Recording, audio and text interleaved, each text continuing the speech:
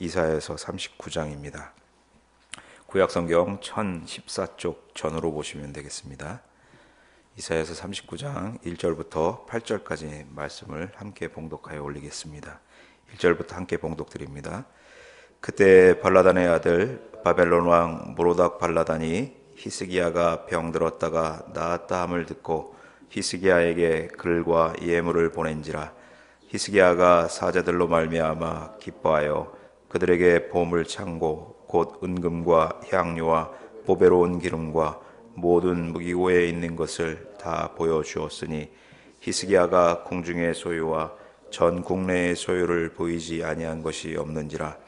이에 선지자 이사야가 히스기야 왕에게 나와 묻되 그 사람들이 무슨 말을 하였으며 어디서 왕에게 왔나이까 하니 히스기야가 이르되 그들이 원방 곧 바벨론에서 내게 왔나이다 하니라.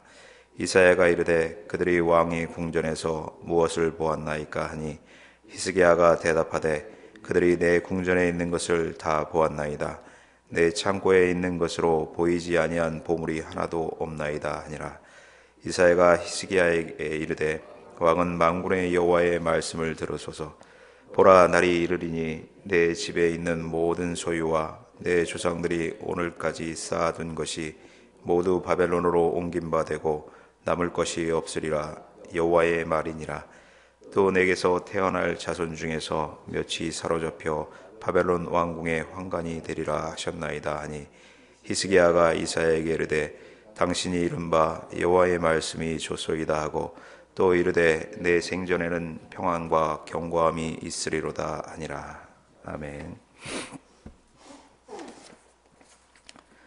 저희는 말씀 읽기 순서에 의해서 이사야서를 계속 읽고 있습니다. 오늘 39장은 일단 이사야서를 몇 편으로 이렇게 나눌 때 그 첫 번째 1장부터 39장까지의 말씀에 그 첫 번째 단락이 이렇게 마무리되는 그런 장이다 이렇게 볼 수 있습니다. 이 이사야서 38장과 39장은 어제 읽은 38장과 오늘 읽은 39장은 시간상으로 보면 이사야서 36장과 37장 앞에 위치해야 되는 것이 맞을 것 같은데 편집을 이제 이 38장과 39장을 36장과 37장 뒤에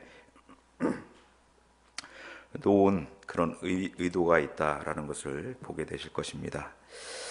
아시리아를 들어서 유다를 심판하시고 징계하시는 하나님, 그 하나님께서 하나님 말씀에 불순종하는 죄를 지은 자들에 대해서 틀림없이 징벌하심을 보여주시는 것을 보여주고 있습니다. 그래서 앞장에서 계속 보아왔듯이 하나님을 의지하지 않고 열방을 의지하는 것, 그리고 오늘 말씀에 의해서 하나님께서 주신 기회를 하나님의 영광을 드러내는 것이 아니라 자신을 위해 사용하는 그런 히스기야의 죄를 들어서 그 히스기야가 유다 전체를 대표하는 그런 죄로 이렇게 말씀하시는 것을 통하여 그 죄에 대하여 틀림없이 징벌하시는 그런 하나님이심을 또한 드러내시며, 또한 아무리 위대하고 큰 업적을 가지고 있는 사람일지라도 사람의 힘으로는 구원받을 수 없음을 또한 말씀하시는 것입니다. 또한 8절 말씀을 통하여서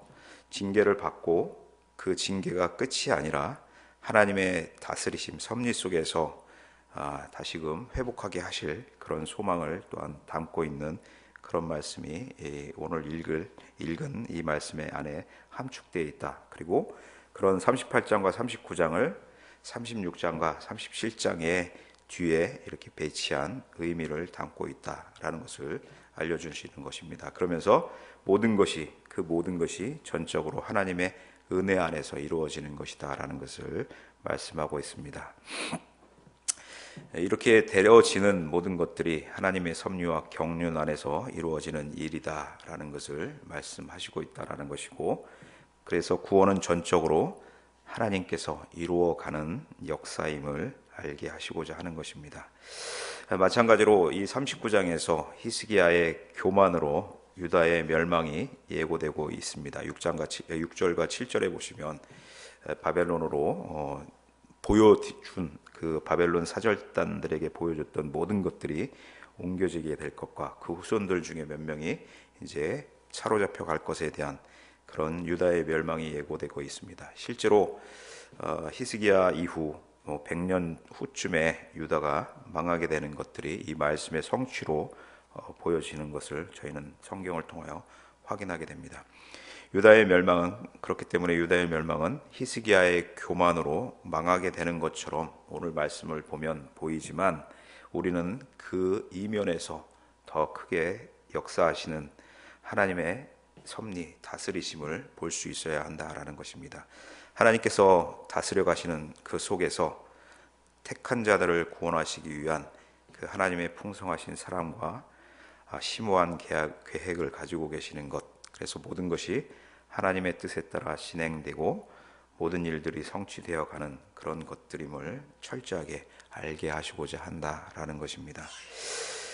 우리의 삶 모든 것에 관여하시며 다스려 가시는 하나님을 굳게 잡고 구원은 오직 예수 그리스도만을 믿음으로 받을 수 있음을 알고 믿는 자로 하나님의 뜻에 합당하게 살아가야 할 것임은 알려주고 있습니다. 또한 히스기야를 통하여서 한 번, 두 번의 큰 믿음을 드러내며 살았더라도 주님이 부르실 때까지 그 믿음을 지키는 것이 더 중요하다라는 것을 보여주고 있습니다. 그렇기 때문에 성도는 삼가 조심하며 절제하며 끝까지 믿음을 지키며 은혜로 살아야 하는 인생임을 기억하여야 한다라는 것을 저희에게 교훈해 주고 있는 것입니다. 오늘 읽은 이사야서 39장은 아시리아가 침공해 온 그런 상태에서 침공하여 있는 상태에서 바벨론의 그 사절단들이 유다에게 이제 이렇게 오게 되는데, 그 오게 되는 이유는 뭐냐면 히스기야가 38장에서 보셨던 것처럼 죽을 병에 걸렸다가 다시 살아나는 것을 통하여서 그것을 축하한다는 명목하에 바벨론 왕 무로닥 발라단의 사절단이 이렇게 예물과 보물을 가지고 히스기야의 병 나은 것을 축하하러 오는 그런 내용으로 시작하는 것을 볼 수 있습니다. 이 무로닥 발라단은 당시에 이제 신흥 제국으로 막 성장하는 그런 시기였습니다. 당시의 패권 국가는 아시리아였습니다.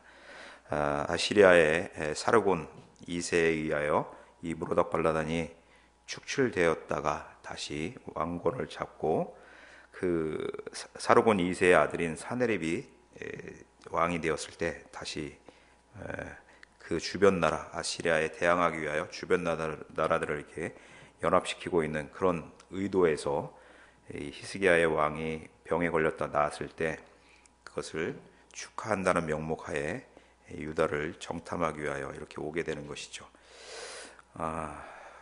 그렇기 때문에 무로닥 발라단이 그 아시리아에 대항하기 위하여 얼마나 철저하게 주변 나라들의 정보를 수집하고 주변 나라들의 정세에 밝았는지를 확인할 수 있습니다.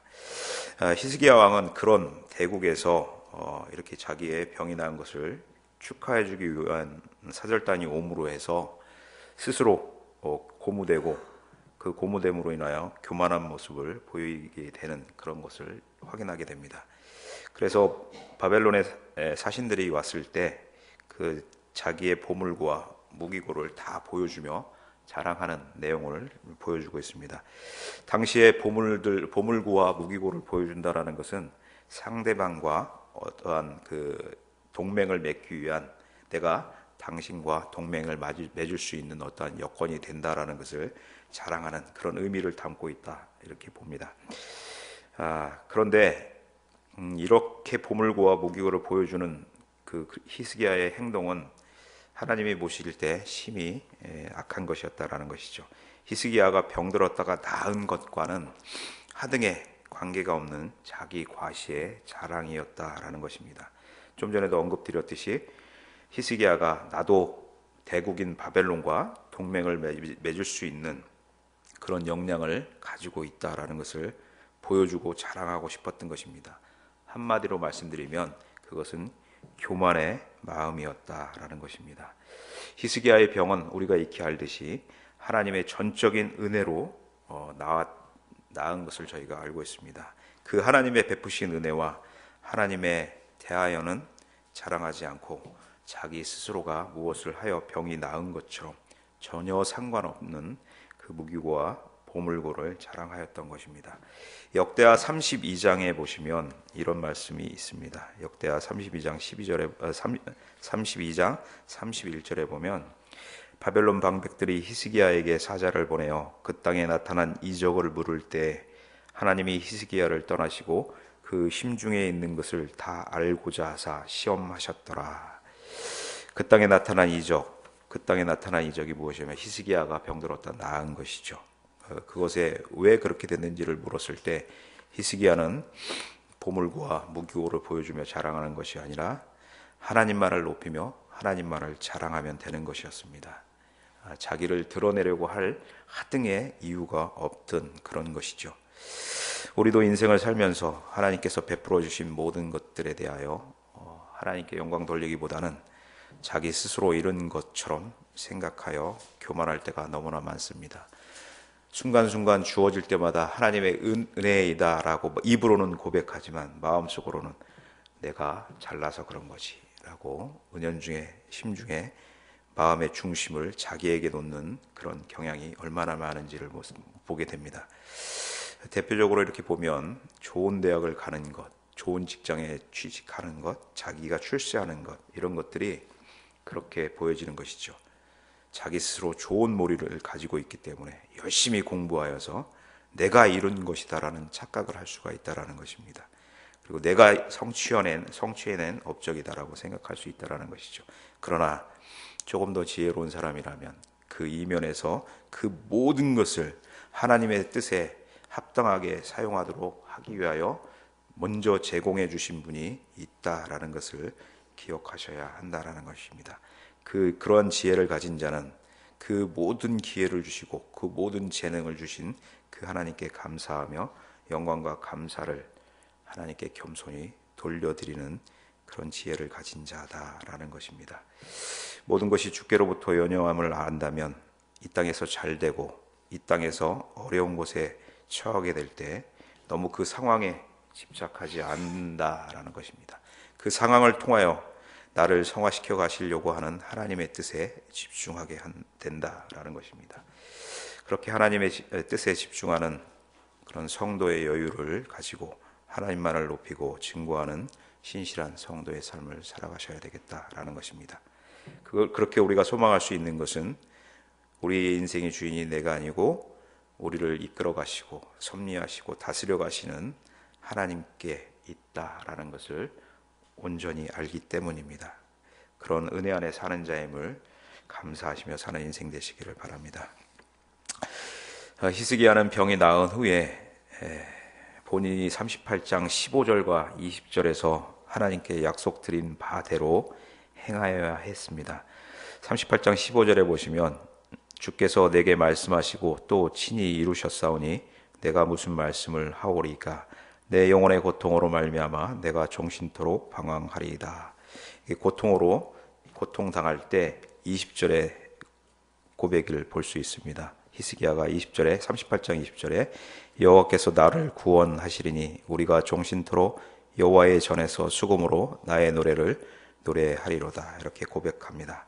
이렇게 히스기야가 하나님께 귀한 기회를 받았음에도 교만하게 행동하였던 것은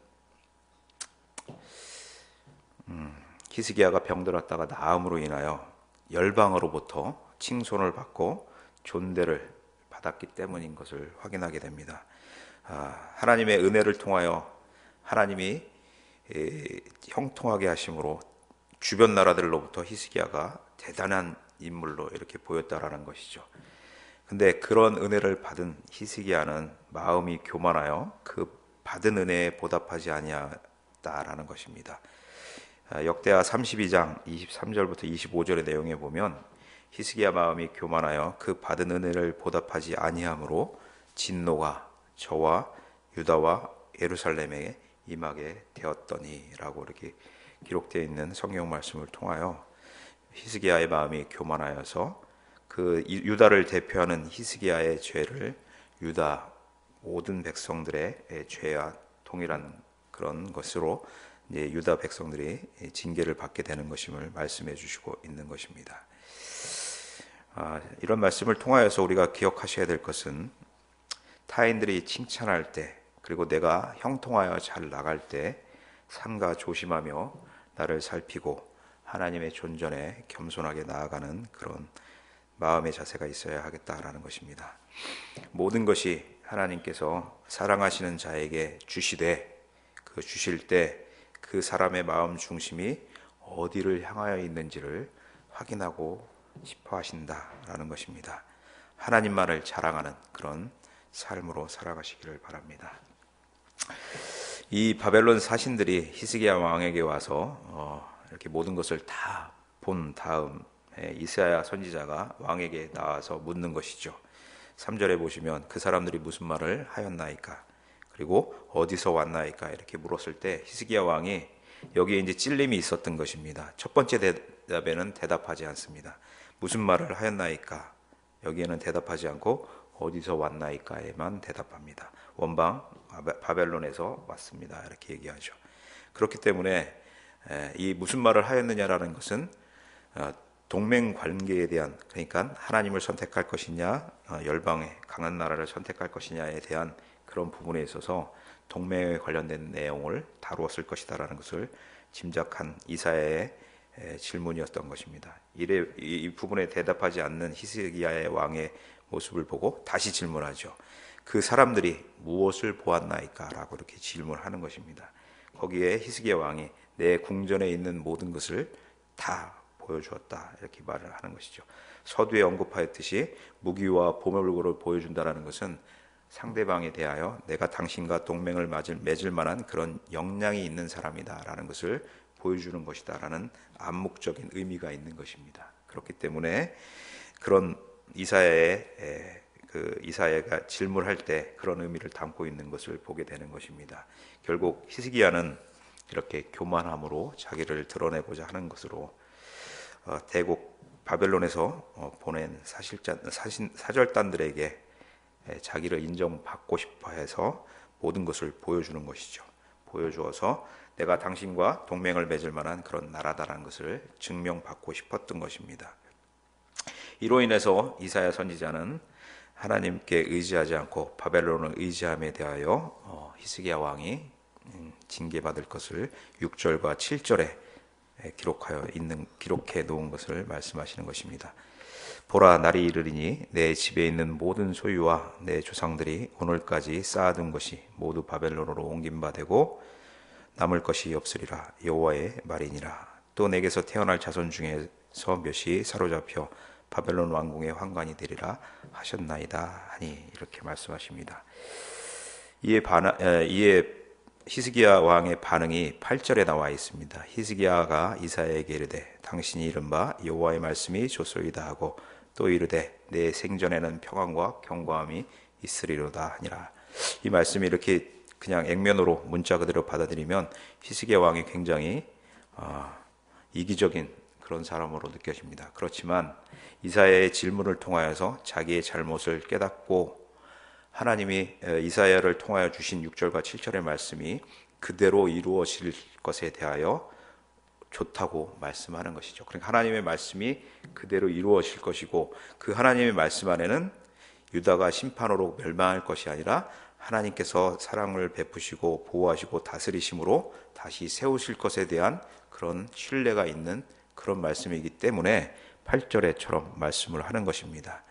여호와의 말씀이 좋소이다. 이렇게 지금 당장은 죄로 인하여 심판을 받더라도 그 안에 하나님의 사랑으로 인하여 다시 세워질 것에 대한 소망을 담은 히스기야의 회개의 마음이 담긴 하나님의 말씀의 전적인 신뢰를 나타내는 그런 말씀이다라는 것입니다.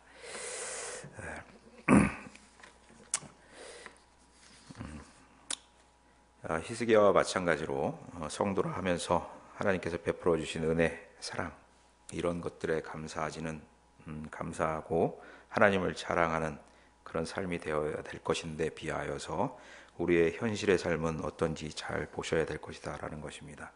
여전히 하나님을 사랑하는 성도다 이렇게 얘기는 하지만 실제의 삶에 있어서는 내가 가진 것이 얼마나 대단한 것이고 내가 누리는 것이 얼마나 큰 것이고 이런 것에 집중하고 있지 않은지 돌아봐야 할 것입니다.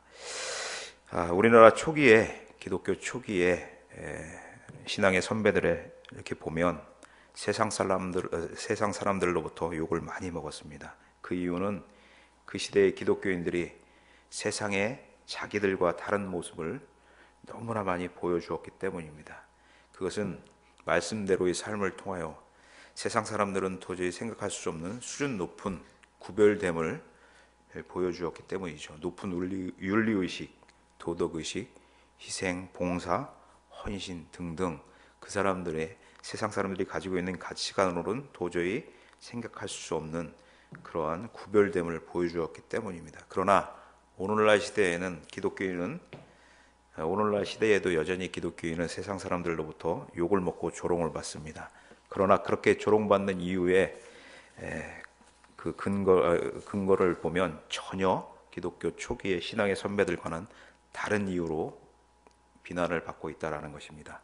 요즘 기독교인들은, 저를 포함한 모든 성도님들은 너무나 세상 사람들과 같이 되어서 살기 때문에 비난받고 조롱받는다라는 것입니다. 오히려 세상 사람들보다 더한 모습을 보일 때가 더 많지 않나. 그렇기 때문에 요즘 기독교인들은 세상 사람들한테 조롱을 받고 비난을 받으면서도 뭐라고 항변하지 못하는 그런 부끄러울 정도의 그런 모습이다라는 것입니다.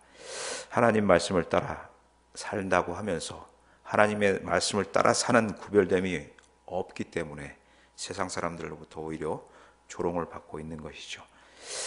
그러나 우리가 우리 힘으로 볼 때는 소망이 없습니다. 그러나 교회는 하나님이, 주님이 지켜가시고 세워가실 것이기에 거기에 우리의 소망이 있고 교회의 소망이 있는 것을 잊지 마셔야 할 것입니다. 오늘 말씀을 통하여서 히스기야도 그렇게 큰 하나님의 은혜를 받았음에도 여전히 선택의 기로에 설 때는 고민하고 갈등하며 자기의 욕망을 드러내려고 하는 모습을, 실패하는 모습을 보여줍니다. 결국 하나님을 선택하느냐 열방을 선택하느냐 이런 기로에 설 때마다 실패했던 그런 모습을, 나의 모습을 반영하는 것 같습니다. 히스기야도 마찬가지로 오늘 말씀을 통하여 하나님과 동맹할 것이냐, 하나님이 주신 언약의 말씀을 신뢰하고 나갈 것이냐, 아니면 강한 나라와 동맹을 선택할 것이냐의 시험에서 다급할 때는 하나님께 전적으로 의지하여서 하나님의 은혜 베푸심에 대하여 회복받고 감사하였지만, 그 다급함을 통하여서 형통함에 이르게 되었을 때 하나님께 의지하는 그런 마음이 바벨론과의 동맹으로 변질되는 것을 보게 되는 것입니다. 그래서 오늘 말씀을 통하여 우리에게 교훈해 주시는 것을 생각해 보면, 믿음은 일시적인 경험이 중요한 것이 아니라 끝까지 지켜나가는 것이 중요한 것이다 라는 것을 교훈해 주시는 것입니다. 아무쪼록 어려울 때나 잘 나갈 때나 하나님만을 신뢰하며 믿음을 끝까지 견고하게 지켜나가는 그런 복된 성도님들 되시기를 기원합니다. 기도하겠습니다. 하나님 아버지, 성도로 택하여 주심에 감사드립니다. 그러나 저희의 삶의 형태를 볼 때마다 저희는 소망이 없음을 확인하게 됩니다. 그러나 저에게 소망이 되는 것은 저에게 말씀을 통하여 주신 하나님의 말씀에 소망을 가지게 됩니다. 주님, 성도로 살면서 세상과 타협하고 세상을 쫓아가지 않는 그런 구별된 신앙을 지켜가게 하시고, 우리의 삶에서의 신앙이 순간순간 일시적인 것이 아니라 하나님을 신뢰함이 저희 전생애를 통하여 신실하게 유지될 수 있도록 은혜를 더하여 주시기를 간구드립니다. 신앙생활의 위기뿐만 아니라 형통할 때 주님을 더욱더 가까이 하는 성도로 하나님의 영광이 가려지지 않게 하는 그런 신실함으로 나가게 하시고, 주님 오실 때까지 믿음을 견고하게 지키게 하여 주시옵소서. 교회 내에 병약한 지체분들이 계십니다. 주님 찾아가셔서 위로하여 주시고 주님으로 인한 평안을 누리게 하여 주옵소서. 저희 교회가 안정 속에서 신앙의 성숙을 이루어 갈 수 있도록 은혜를 더하여 주시고, 그러한 신앙의 성숙이 있는 하나님의 나라에 속한 가정, 교회 공동체로서의 기쁨을 누리며 평강과 사랑의 교제가 풍성한 교회 되게 하여 주옵소서. 교회를 든든히 세워 가시는 삼위일체 되시는 하나님을 신뢰합니다. 또한 주님 안에서 한 마음으로 결속하며 서로 사랑을 나누는 교회의 공동체 되게 하여 주시옵소서. 감사드리며 예수 그리스도의 이름으로 기도드리옵나이다. 아멘. 하늘에 계신 우리